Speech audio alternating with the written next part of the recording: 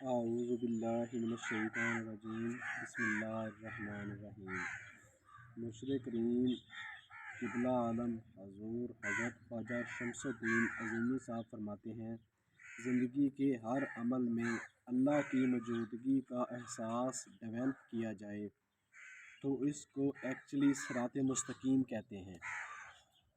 مرشد کریم قبلہ عالم حضور حضرت خواجہ شمس الدین عظیمی صاحب فرماتے ہیں، زندگی کے ہر عمل میں اللہ کی موجودگی کا احساس ڈیولپ کیا جائے تو اس کو ایکچولی صراط مستقیم کہتے ہیں۔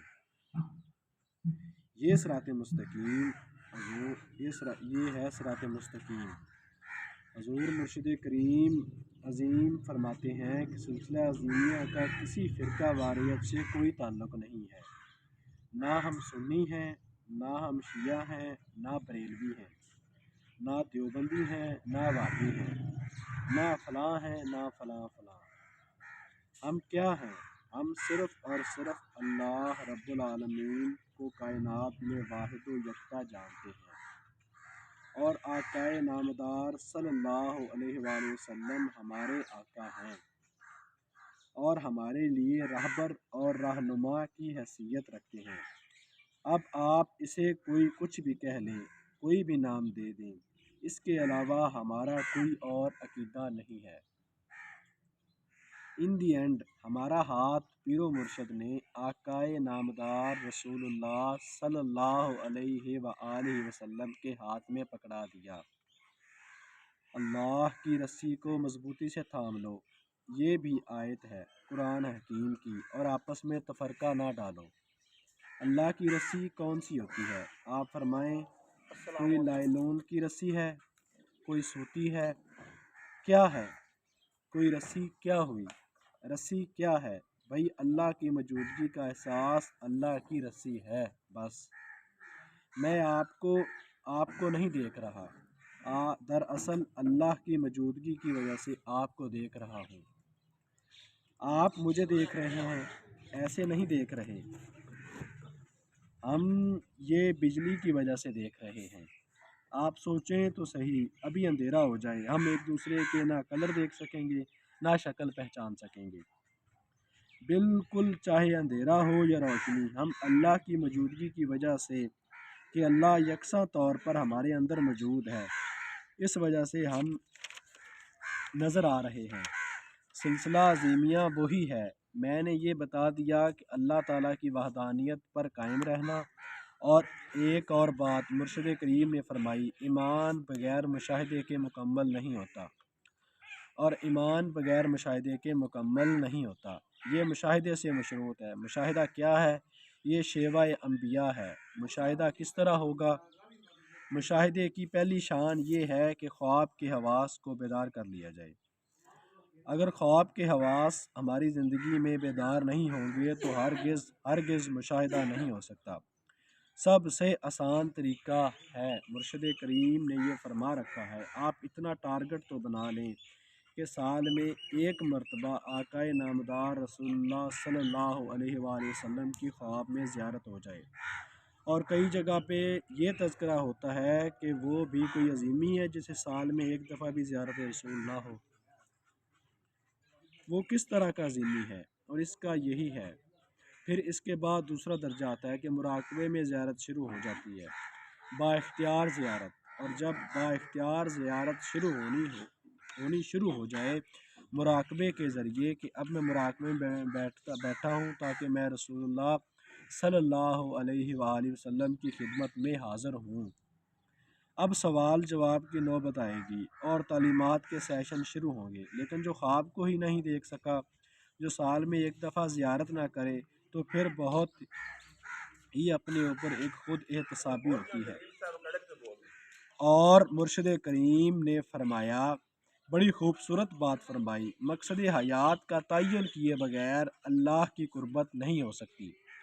مقصد حیات کا تعین کیے بغیر اللہ کی قربت نہیں ہو سکتی۔ اگر ہم یہ سوچیں کہ اللہ ہمارے قریب نہیں ہے تو اللہ واقع ہی ہمارے قریب نہیں ہوگا۔ اللہ تعالیٰ نے فرمایا ہے، جیسا تم گمان کرو گے میں ایسا تمہارے سامنے آ جاؤں گا۔ اور مقصد حیات کے تعین کے بغیر زیارت رسول صلی اللہ علیہ وآلہ وسلم ناممکن ہے۔ آپ اور میں صدق دل سے سوچیں، جب ہم رات کو سوتے ہیں تو ہم نے کتنی دفعہ یہ دعا کر کے سوئے کہ یا اللہ آج رات ہمیں خواب میں حضور صلی اللہ علیہ وآلہ وسلم کی زیارت ہی نصیب فرما دے۔ ذرا سوچیں، نہیں جب نہیں سوچیں گے تو نہیں ہوگا، سیدھی بات ہے۔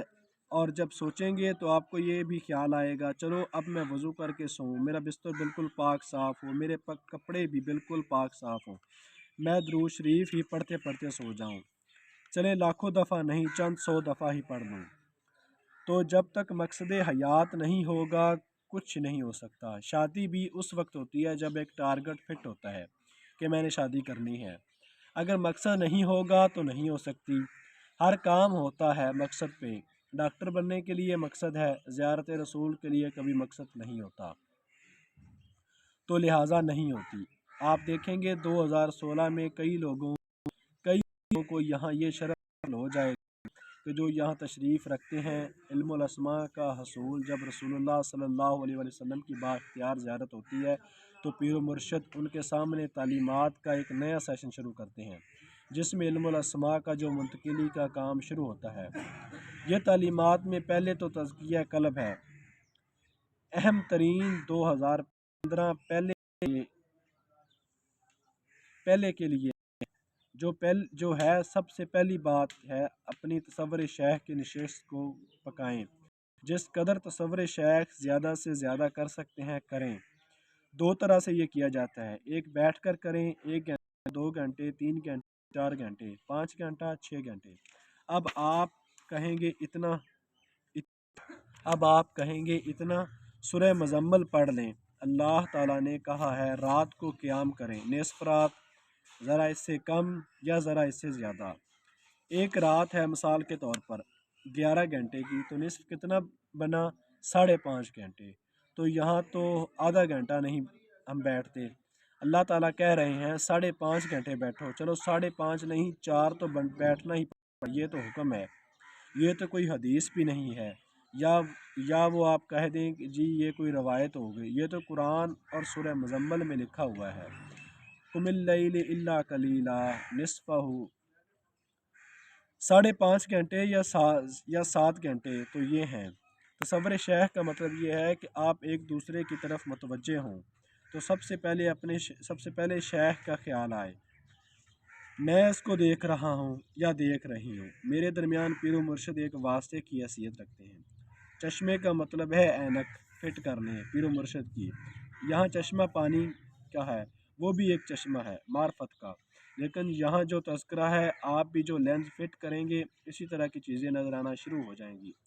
لہذا کسی چیز کو دیکھنے سے پہلے، برتنے سے پہلے، کھانے سے پہلے، پینے سے پہلے یہ خیال کریں کہ میرے اور اس کے درمیان پیر و مرشد موجود ہے، میں کھانا نہیں کھا رہا، پیر و مرشد مجھے کھلا رہے ہیں، یہ جو اولاد ہے مجھے پیر و مرشد نے اپنی دعاؤں سے عطا فرمائی ہے۔ اور یہی بات ہے، عشق کرنا ہے تو اسے بار بار سوچنا ہوگا، عشق کرنا ہے تو اسے بار بار سوچنا ہوگا۔